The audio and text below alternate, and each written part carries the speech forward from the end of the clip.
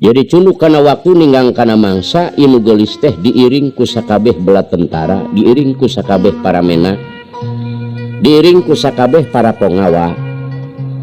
Atuh sapanjang jalan teh euneur-euneuran jalmi sadayana teu aya anu bosen ningali ka ieu anu geulis. Neng, hayu ngiring sareng teteh. Ai eta teh mah teu aya geuneuk-meuleukeut geulis. Ibu sadayana ngiring, anjeun ge kedah ngiring. Tah kitu kaalusanana budi pekerti nu geulis. Teu aya geuneuk-meuleukeut kanu jadi dulur. Cek tadi mah meureun jelema nu boga dosa mah boga rasa era. Pikiran geus moal diajakan aing mah. Bagja ieu Dewi Kingkin jadi permeswari dan anom anu kasep di negara Banyuresmi. Anu akhirna barang dongkap ka negara Banyuresmi.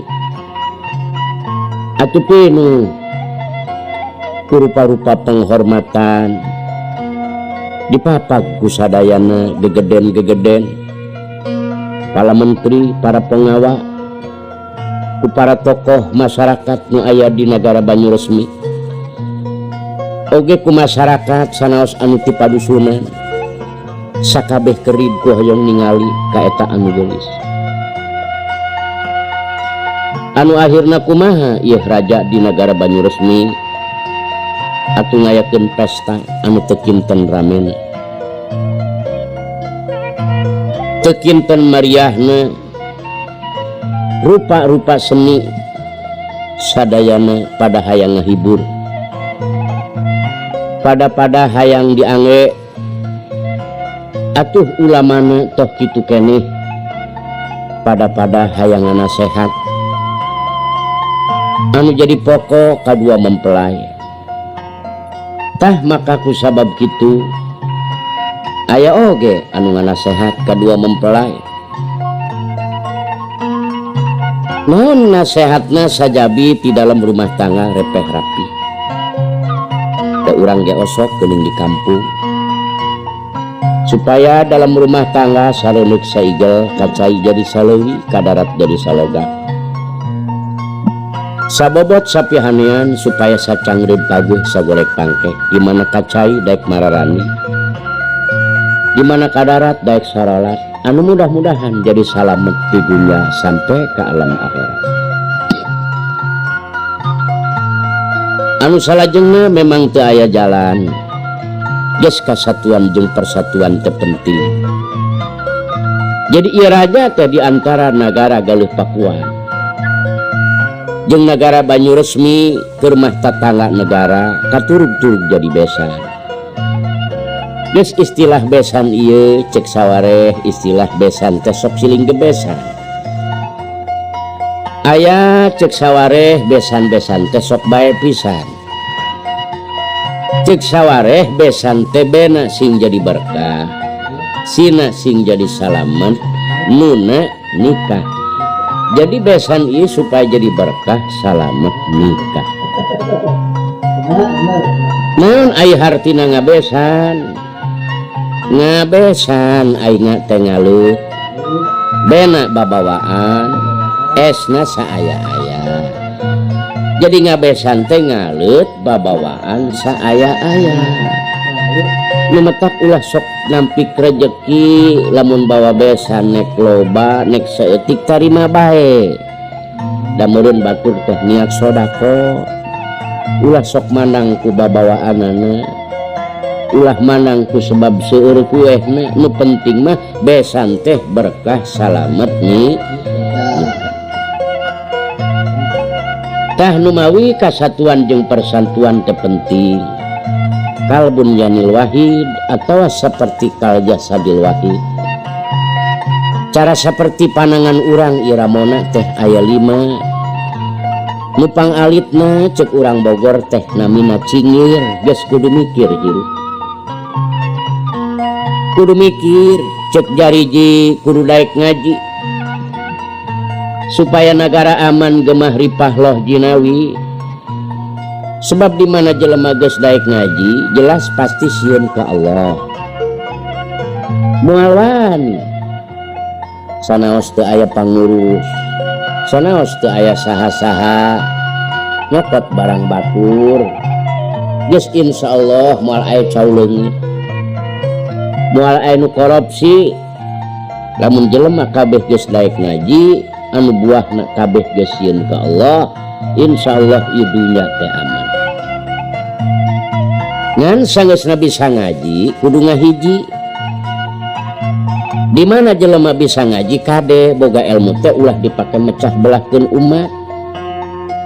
Tanggung jawab di akhirat. Bogana ilmu teh kudu dipake mempersatukeun umat. Bawa kana jalan kasalametan di dunia sampai ke alam akhirat. Nu jauh deketkeun, anu potong sambungkeun, lain kudu dipecah belahkeun. Tah maka tisim kuring menghimbau cek basa ayeuna ngajak ka sakabeh para ulama, ka sakabeh para pamimpin, teu aya sanes sajabat ti kudu ngahiji ulama jeung umaro. Bawa i masyarakat kana jalan kasalamatan dunia rauh akhirat. Ingat cenah salah pamimpin geuingkeun ku ulama. Ah cenah bener salah atuh ulama geuingkeun ku pamimpin. Anu insyaallah timbul ieu nagara teh jadi nagara anu barokatun thayyibatun ghafur. Tapi lamun pas sia-sia pa aing-aing patokeng-tokeng di antara ulama jeung umaro kade dauhan Rasulullah ulah ditunggu kasuburan jeung kamakmuran, tunggu kahancuran. Geus dauhan Allah oge dina Al-Qur'an, a'udzu billahi minasyaitonir rajim, bismillahirrahmanirrahim, wa'tasimu bihablillahi jami'an wa la tafarraqu. Berpegang teguh kamu kepada tali Allah dan kitabullah, dan janganlah kamu berpecah belah. Tah ieu kudu dihartoskeun anu sanya-nyana. Geus ceuk jajangkung hirup ulah sok adigung, pedah-pedah beunghar, pedah-pedah geulis, pedah-pedah kasep, teu meunang dipake ngaraheutan hate batur. Sebab kebeungharan bakal seep, kakasepan kagelisan bakal robah. Bener keur ngorana mah eta budak teh itemna item manis, pan aya geus kolot mah manisna tinggal hideungna we melegpeg.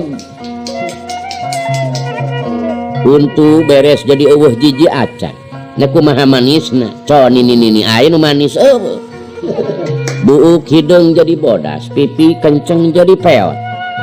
Tah anu meta ulah sok dipake ngaraheutan hate batu.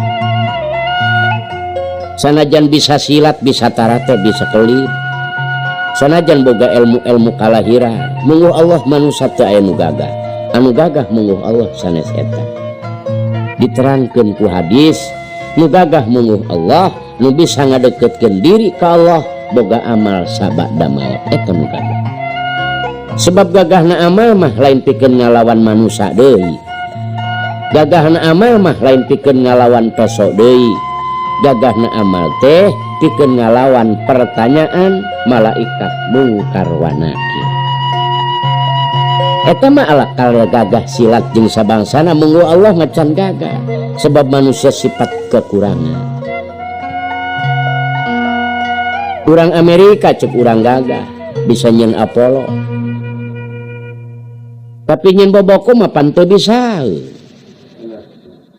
Aya wae kakuranganan. Cek urang eta mah gagah jelema bisa silat, bisa tarate, bisa kelir. Bener besok datang ditewak, golok datang ditakis, aya wae nu ngelek. Datang hitut lolos teu ka tewak. Ku hitutna manusia geus ele. Komo ku taina. Bener eta jelema dibacok teu neurak ku pelor teu neurak, pan aya wae nu ngelehkeun. Manehna keur ngeunah eta hees majurna tibra, co lamun taina ne kaluar. Udang cek tai sia anterkeun aing.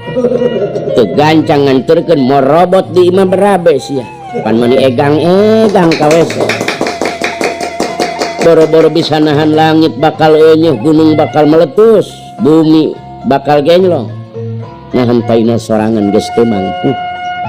Oh mau lamun ieu ku Allah bumi geus digenlongkeun satarikna. Iza zulzilatil ardu zilzalaha, bumi bakal ngaluarkeun sapangeusina, bakal digenlongkeun ku Allah ieu bumi satarikna. Wa akhrajatil ardu asqalaha, bumi bakal ngaluarkeun sapangeusina, gunung bakal ngaluarkeun sapangeusina, berarti meletus kabeh rek kumaha manusia. Pala sadere nu aya di nagara Banyuresmi masyarakat kabeh pada nguping kana eta nasehat. Ulah higaning bumi ngaluarkeun sapangeusina, gunung kabeh geus meletus. Terkadang kakarak 2-3 siki gunung meletus. Komo urang geus kaalaman ayeuna pada nyaksian Galunggung Tasikmalaya meletus kebek se-Jawa Barat. Tah maka ku sabab kitu cek curug ge hirup mah kudu daek ngawuruk. Kawajiban urang sarerea pertama-tama ngawurukan batur sakasur, mana si Kucrit ibuna barudak, sebab eta tanggung jawab urang ti dunya sampai ke akhirat.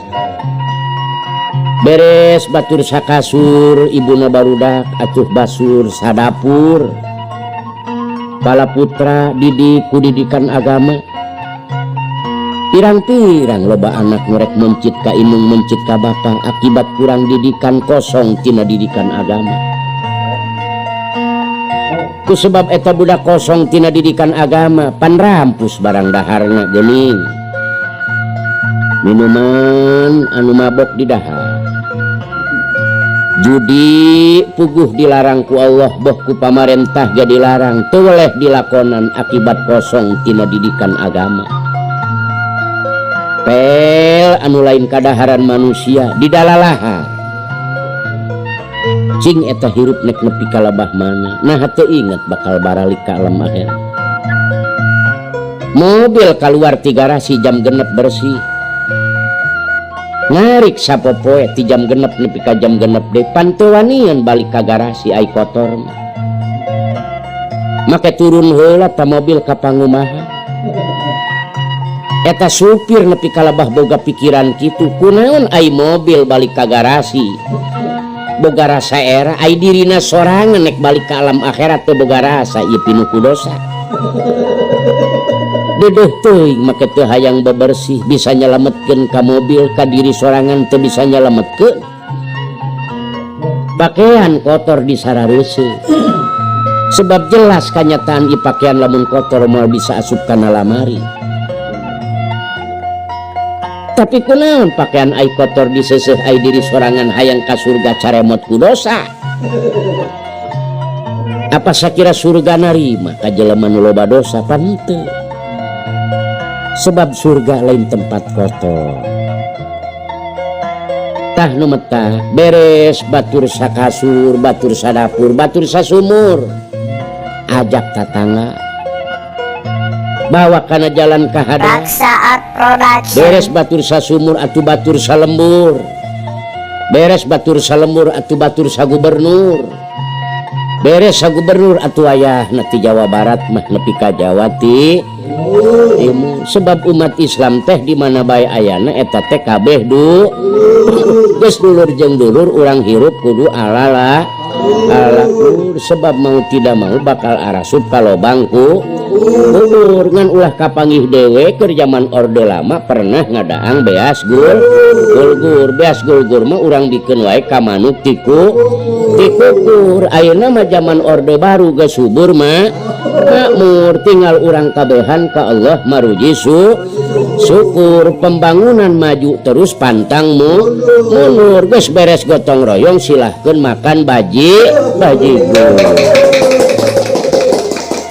Kan ngeunahun pembangunan beres, negara subur makmur, ngeunah ka sarerea.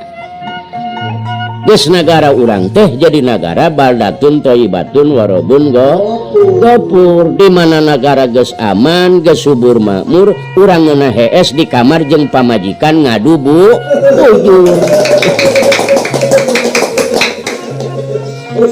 Tah maka kusabab kitu geus ceuk inung leungeun teu aya deungeun. Umat Islam mah di mana bae ayana kullu muslimin ikhwatun. Umat Islam di mana bae ayana dulur geus dulur jeung dulur pa aslihu baina ahawaikum.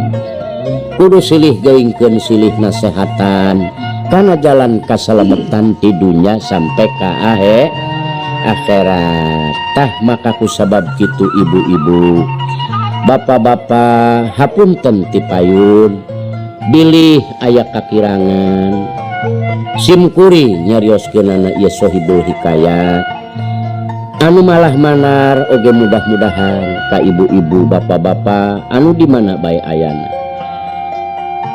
kusebab jeung dulur mudah-mudahan ieu sanajan merupakeun tina jalan Sohibul Hikayat sing jadi pamatri sing jadi nambah-nambah tebal keimanan urang ka Allah, sing bisa ningkatkeun amal ibadah urang ka Allah, sing bisa ningkatkeun pembangunan da ayeuna mah alam pembangunan. Tah mung sakitu anu kapihatur kasadayana kaum muslimin muslimat, kasadayana para hadirin anu muga-muga da anu parantos oge Sohibul Hikayat meureun ku para bapak parantos kakupi tukang bakul hiji lalaki nu iman ka Allah ulah ngan ukur dina ramena naon sababna tukang bakul nepi kalabah ragag tina erang-erang jarak 200 meter itu hiji tanda manusia nu iman ka Allah hiji lalaki anu iman ka Allah diajak sare jeung nugolis di kamar suka keneh ngaragrageun maneh tah batur mah ti jero nepi ka ngaragrageun maneh hayang kaluar kusieun ka Allah nya ai urang ti luar mah kesing hayang kajaralo tah ieu akibat kasebelasan iman Islam urang eleh ai urang iman ka Allah ulah eleh ku lauk atuh sakabeh lauk aya di jero laut baneng cucut temang teri kabeh aya di laut eta berang penting si lauk teh kakeueum ku cai laut ai ca laut teh asin geuning eta lauk teh ari nu asin naon nu jadi sebab boga keneh nyawa ceuk lauk aing sanajan puluhan tahun ku sia dikeueum sia asin tetep aing moal ilu asin sebab aing boga keneh nyawa kecuali nyawa aing geus kaluar paeh ngaranna bisa jadi asin. Ayeuna manusia lamun bener iman ka Allah sanajan di urang atawa di negara urang di mana bae kakeueum ku maksiat atuh teu kudu ilu maksiat loba minuman teu kudu ilu minum loba jelema cenah aneh kata di luar negeri loba nu korupsi atuh di urang mah ulah aya nu korop ai iman keneh mah ka Allah ai bener mah ngaku beragama Islam ulah ngaku cinta bae ka negara jelas eta teu sadar ka negara bahkan ngaruksak ka negara ngarugikeun ka masyarakat nu aya di negara Republik Indonesia tah kaditu kategal si awat-awat ulah mangihkeun nauzubillah urang sebagai manusia beragama Islam koma